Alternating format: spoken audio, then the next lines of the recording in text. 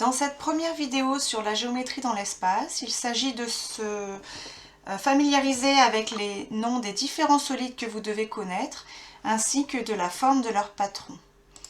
Alors, le premier solide que vous voyez en haut à gauche, il s'agit ici d'un pavé droit, ou plus particulièrement d'un parallélépipède rectangle.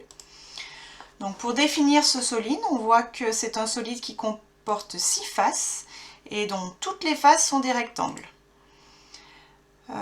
Vous avez ici le patron qui est à droite. Donc ça, vous avez déjà vu ce genre de solide dès la 6e. Alors maintenant, si j'ai des faces latérales qui sont des rectangles, mais j'ai deux bases qui ne sont pas forcément des rectangles, comme dans le solide que vous voyez en 2e. Ici, il s'agit d'un prisme droit. Donc la définition d'un prisme droit est la suivante. On doit avoir un solide qui possède deux faces parallèles polygonales. Donc ici, ce sont des polygones qui ont 4 côtés.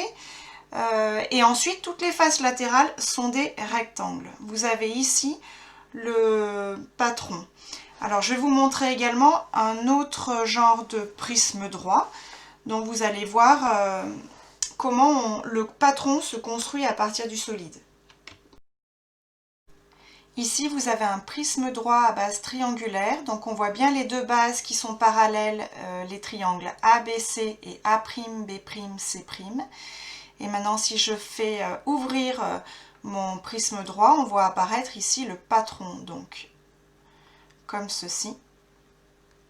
Et donc, le patron, c'est la partie qui est basse. Et là, si je le replie, on va avoir notre solide. On continue avec les deux solides suivants. Donc ici en premier, vous avez un cylindre. Pour avoir un cylindre, en fait, il faut faire tourner un rectangle autour de l'un de ses côtés, comme dans la vidéo suivante.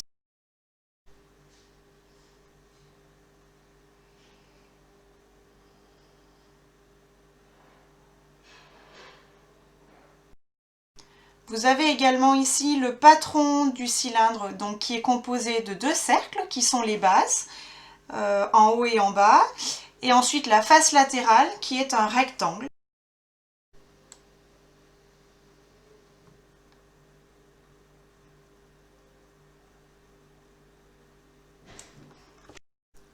Le quatrième solide ici est une pyramide. Donc la définition d'une pyramide est la suivante. Donc c'est un solide qui a une base qui est un polygone, ça peut être un triangle, un quadrilatère, un hexagone, etc. Et ensuite, toutes les faces latérales, ce sont des triangles qui ont un sommet commun qu'on appelle le sommet de la pyramide. Donc ici, le sommet de la pyramide, c'est S. Maintenant, ce qui est en rouge ici, c'est ce qu'on appelle une arête latérale. Ici, du coup, c'est une face latérale, donc qui est un triangle. Vous avez en bas la base de la pyramide qui est donc un polygone. Ce qui est représenté en bleu ici, c'est la hauteur de la pyramide, et donc S, c'est le sommet de la pyramide. Alors maintenant, vous avez sur le côté un patron d'une pyramide. Donc ici, c'est une pyramide quelconque qui n'est pas régulière, puisque la base, nous avons ici un quadrilatère qui n'est pas un polygone régulier. Petite remarque sur la pyramide, donc un même solide peut avoir plusieurs patrons différents. Donc ici, je vous ai mis différents patrons d'une pyramide à base carrée. Donc on voit qu'il y a 8 possibilités de patrons différentes pour la même pyramide. Une pyramide dont les faces latérales sont des triangles isocèles et la base est un polygone régulier est dite régulière. Vous allez voir différentes pyramides régulières dans la vidéo suivante. Et une pyramide dont la base est un triangle est appelée un tétraèdre. Voilà au niveau du vocabulaire. Ici, vous avez une pyramide à base carrée. Et si je l'ouvre, vous allez voir sur la gauche apparaître son patron. Donc comme ceci. Donc là, j'ouvre la pyramide et je vois donc la base qui est en rose. Et ensuite, les 4 faces latérales qui sont des triangles isocèles. Maintenant, je peux faire varier le nombre de côtés de la base. Si par exemple, je prends une base triangulaire, j'obtiens donc ici un tétraèdre. Et pareil, si je développe, donc je vais voir apparaître le patron sur la gauche. Je peux encore varier le nombre de côtés de la base, donc c'est pas forcément ni un triangle ni un carré. Si par exemple je peux prendre un polygone qui a 5 côtés, vous voyez apparaître sur la gauche les différents patrons. Donc 5 côtés, 6 côtés, 7 côtés, etc. On voit bien aussi que si je fais varier la hauteur de ma pyramide, le patron sur la gauche, au niveau des triangles isocèles, il change de hauteur. Voilà, et puis je peux également faire varier le rayon de la base. Et dans ce cas-là, j'obtiens un patron qui est de plus en plus petit.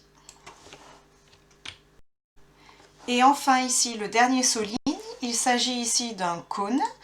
La définition du cône est la suivante. Donc un cône de révolution est un solide obtenu en faisant tourner un triangle rectangle autour de l'un des côtés de son angle droit. Donc on peut le voir sur la vidéo suivante.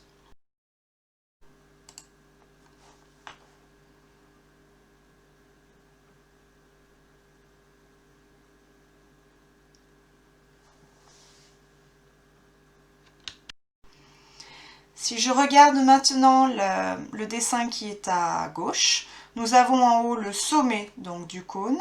Vous avez en bleu la hauteur du cône, la base qui est un disque, et enfin ici on trouve la génératrice.